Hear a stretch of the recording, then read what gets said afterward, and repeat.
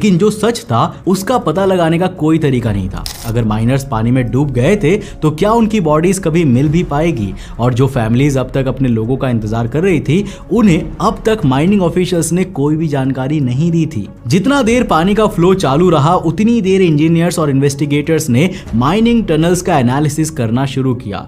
एक शॉकिंग सच सामने आया, जो सुरंग कोलैप्स हुई थी उसका रॉक सीलिंग सिर्फ 19 फीट ही मोटा था, लेकिन सेफ्टी रेगुलेशंस के मुताबिक तो मिनिमम 35 फीट का रॉक बैरियर होना ही चाहिए था।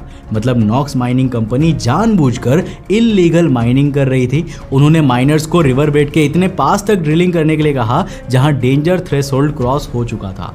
ये एक एक्सीडेंट नहीं था, बल्कि ये एक क्राइम था जिसकी जिम्मेदारी नॉक्स माइनिंग कंपनी की थी। जब मीडिया और पब्लिक ने इस बात पर दबाव बढ़ाया तब नॉक्स माइनिंग कंपनी के ऑफिशियल्स के स्टेटमेंट्स बदलने लगे। पहले उन्होंने कहा हमें नहीं पता था कि माइनिंग इतनी क्लोज हो चुकी थी। फिर जब डॉक्यूमेंट सामने आए ना तो वो कहने लगे ये एक ह्यूमन एरर था, हमारी तरफ से कोई भी इल्लीगल काम नहीं हुआ था। लेकिन सभी को पता था कि ये एक साफ झूठ था। ये एक प्लान्ड इल्लीगल ऑपरेशन था जो सिर्फ प्रॉफिट के लिए माइनर्स की जान से खेल रहा था। जब लोगों का गुस्सा बढ़ गया तो माइनिंग कंपनी ने एक और गंदा खेल खेला।